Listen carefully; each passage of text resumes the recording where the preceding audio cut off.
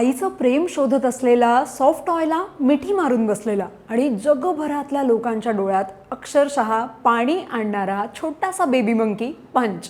त्याच्या जपानच्या एका प्राणी संग्रहालयातला व्हिडिओ गेल्या आठवड्यापासून तुफान व्हायरल झाला. आईपासून दूर झाल्यानंतर तो त्या सॉफ्टटॉयमध्ये जणू आईची ऊब शोधतोय की काय असं अनेक लोकांना वाटलं आणि हाच क्षण सगळ्यांच्या मनाला भिडला.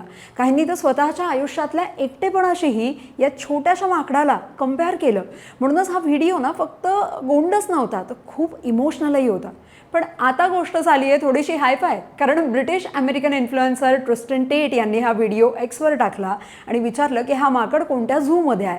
मी आणि माझा भाऊ अँड्र्यू टेट याला खरेदी करू आणि यासाठी टेट ब्रदर्सनं चक्क $2.5 म्हणजे जवळपास 2 कोटी रुपये ऑफर केले आहेत.